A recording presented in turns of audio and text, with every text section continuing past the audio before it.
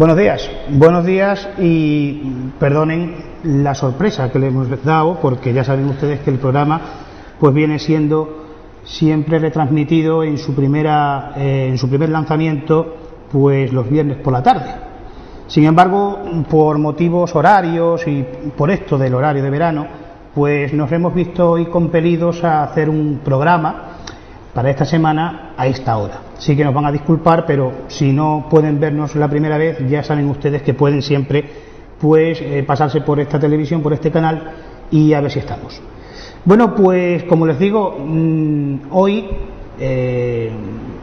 inicios del mes de julio, pues todavía nos dura todavía la resaca maravillosa de esa victoria de España en Viena contra la selección alemana, una selección que no es moco de pavo, la alemana precisamente, y lógicamente pues a todos, verdaderamente que creo que ha sido algo que nos ha unido a todos los españoles, a todos nos llena de orgullo y de satisfacción, como diría nuestro monarca, pues que la selección española haya cosechado este triunfo merecido, no como otros triunfos que por ahí hay, que gracias a los árbitros y esas cosas pasan, sino que se ha demostrado que nuestra selección verdaderamente pues está formada de unos chavales magníficos, de grandes atletas, de grandes deportistas, que aunque marcaron ese primer gol, con el gol de Torres, pues vieron ustedes que pelearon el balón y pelearon por entrar en puerta alemana hasta el último minuto de todo el partido. Cómo no, nosotros pues orgullosos de ser españoles, porque hay tan poquitos motivos por los que uno se puede sentir orgulloso de ser español, ¿verdad?, a estas alturas, que lógicamente pues tenemos que darle las gracias a esa selección por habernos hecho gozar de buen fútbol, por habernos reconciliado con el fútbol y desde luego que por haber puesto a España donde lo han puesto.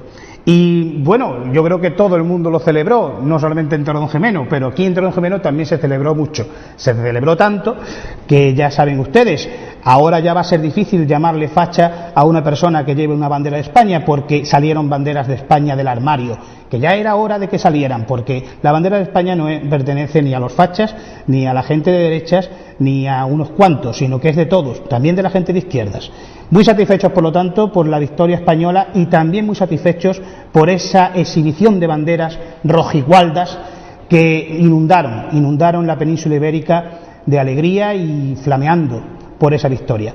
Y precisamente de banderas vamos a hablar hoy, al menos de un modo tangencial, porque por fin, después de mucho tiempo sin pasar por nuestro programa, contamos hoy con la presencia de José Carlos Gutiérrez. Y va a venir a hablarnos José Carlos precisamente de una revista que trata este asunto de las banderas, de la vexilología. Por eso empezaba este servidor de ustedes, pues precisamente el tema por ahí, por el tema de las banderas. Muy buenos días, José Carlos. Muy buenos días, Manolo. Y bienvenido, después de tanto tiempo sin contar contigo aquí. Que ya era hora, después ya el tiempo me lo ha podido permitir y ya estamos aquí para seguir al pie del cañón. Pues muy bien, a pie de obra y al pie, de obra cañón. Y a pie del cañón. Y al pie del cañón. Pues muy bien, José Carlos. Bueno, yo creo que ya he presentado más o menos a nuestro público uno de los temas que vamos a abordar esta mañana en este programa especial que vamos a hacer precisamente por fuera de horario, y es la presentación de una revista en la que tú has trabajado directamente, que verdaderamente te lo has currado tú casi todo, me consta, y que es la revista Trastámara, que ya era hora de que apareciera, ¿verdad? Cuéntanos. Sí, revista Trastámara que surgió a raíz de que todas las investigaciones genealógicas de heráldica y eso, hasta este momento, solo se centraban, o había una revista, digamos, en el panorama nacional que era especializada, ¿no?, que era la revista Hidalguía, que editaba el Consejo de Hidalgos de España. También existía otra que yo no sé si se sigue editando, que era Cuadernos de Ayala, que la dirigía el Marqués de la Floresta.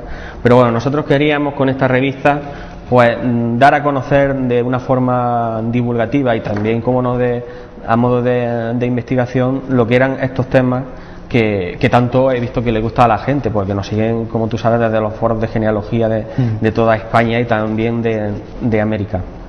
Y era una forma de que todos esos trabajos pues viesen la luz, ¿no?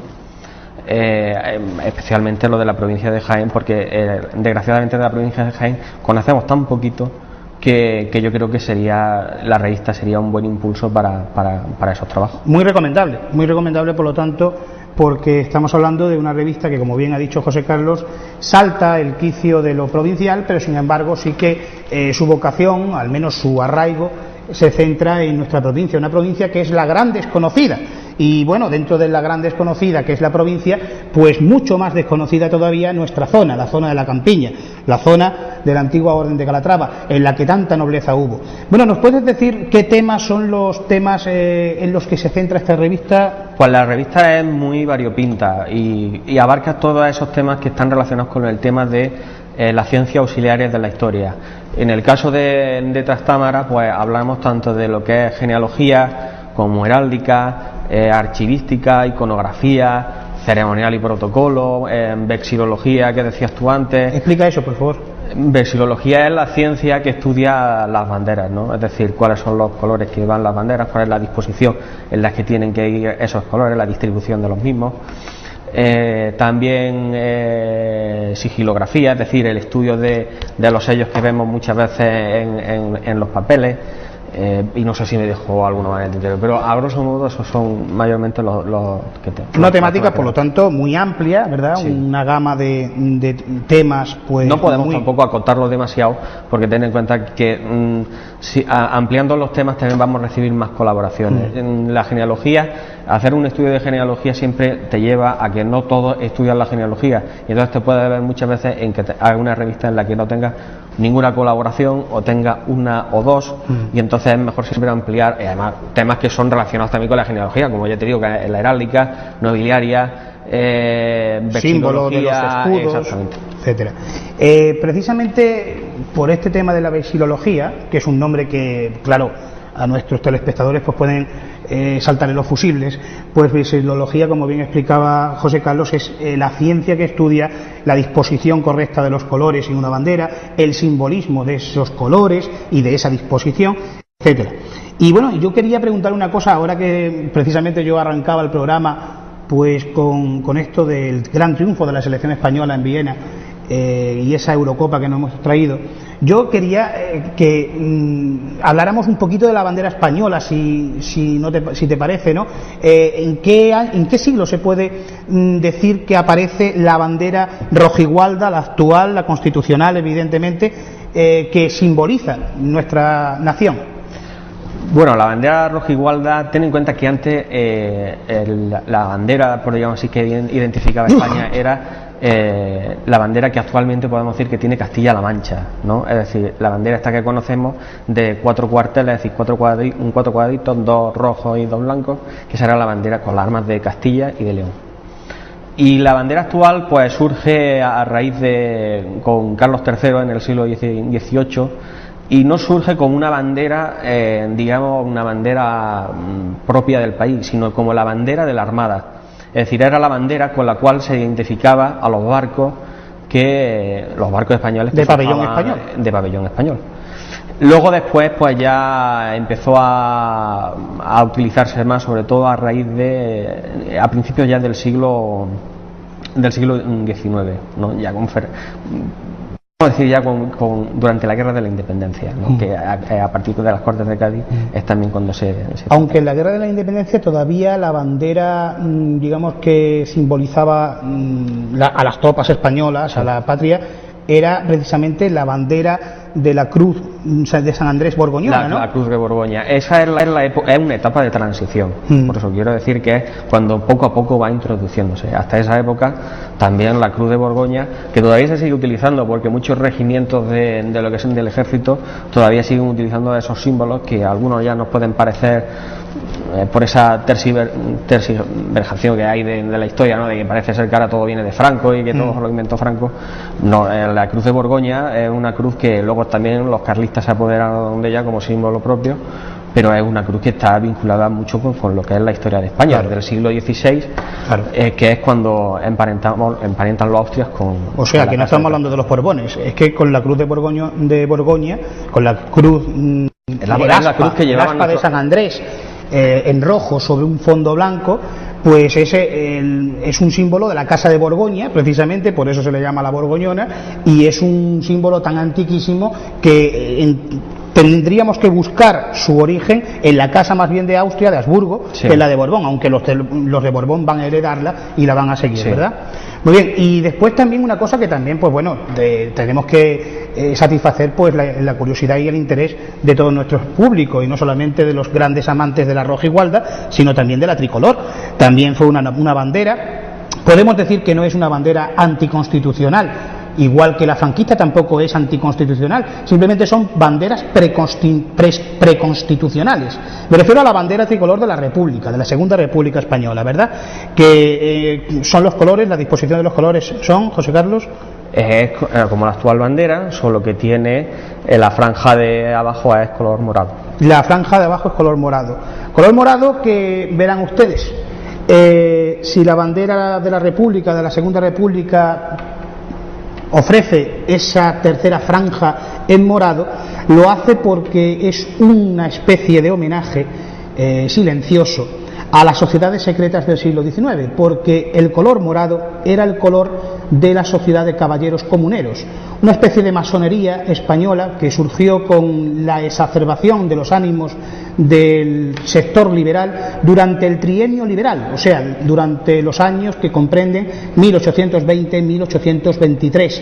En esa fecha, precisamente los liberales más exaltados, que así era como se iban a llamar, primeramente se llamaron doceañistas, pero después se llamaron exaltados, empezaron a vehicular y a articular una serie de sociedades secretas que eran conspiratorias, que eran conspiraciones verdaderamente contra el altar y contra el trono. Precisamente se les acusa a los comuneros de las primeras matanzas de frailes, que no fueron en 1936, sino que fueron un siglo antes, en 1836.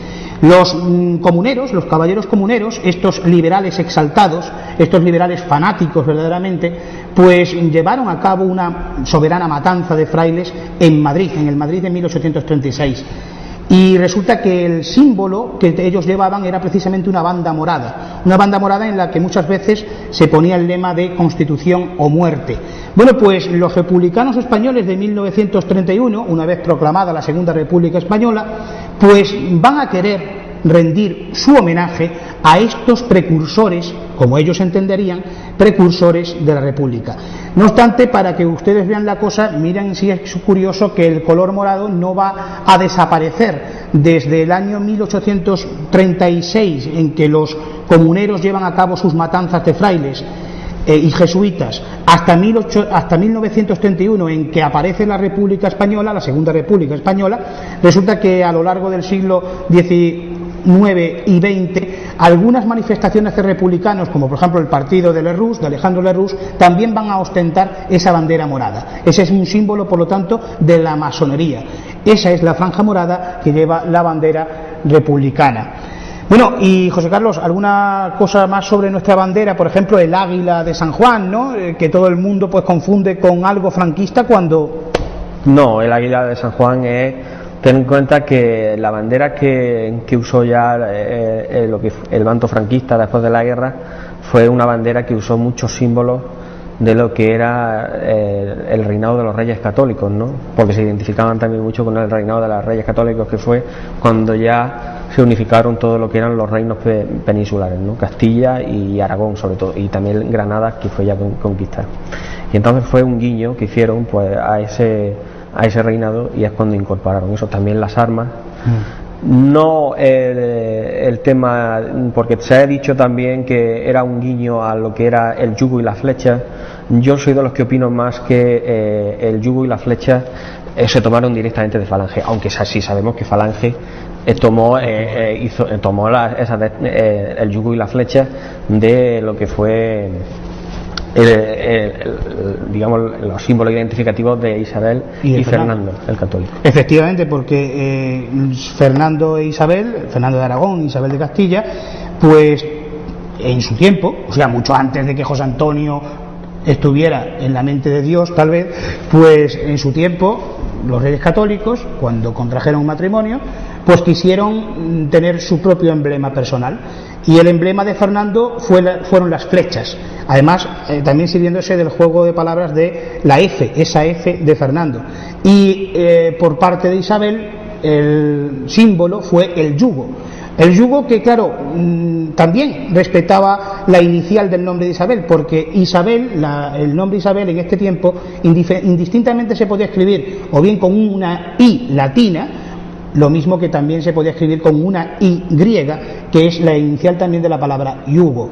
Y efectivamente, como bien decía José Carlos, la Falange Española, cuando fue fundada por Ramiro Ledesma Ramos, Onésimo Redondo y José Antonio, sobre todo José Antonio Primo de Rivera, tuvieron el acuerdo de recoger estos emblemas que eran de los Reyes Católicos. Por lo tanto, que nadie se espante cuando vea en algún monumento histórico estos símbolos, porque no son símbolos del franquismo ni de Falange ni nada, al revés. Falange lo que hizo fue apropiarse de algo que estaba ahí en la historia. Y también el águila de San Juan, en efecto, ocurre lo mismo. El régimen franquista adoptó esa bandera, que es rojigualda también, pero en el centro, pues aparte de las armas del escudo de España, pues encontramos que esas armas están como custodiadas por un águila.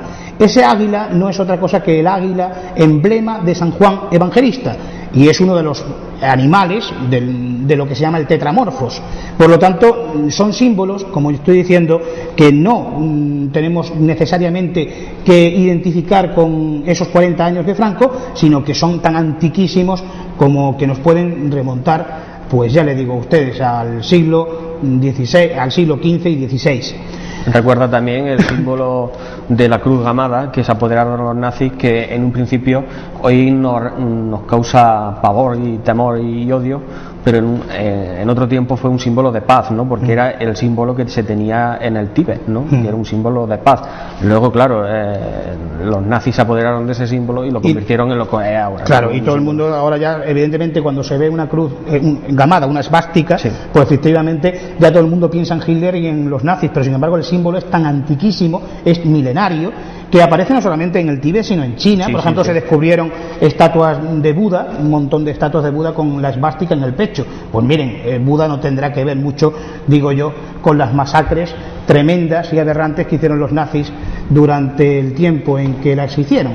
Y efectivamente, ahora también que lo dices, resulta que tenemos en el corral ibérico, en el ruedo ibérico, tenemos también una esvástica, y es tan reconocida y todo el mundo parece que no pasa nada con ella, que es la del Lauburu, el símbolo del nacionalismo vasco, que es también una esvástica. Es una esvástica lo mismo que la cruz gamada de Hitler, lo que pasa es que es curva en lugar de ser de líneas rectas, ¿no?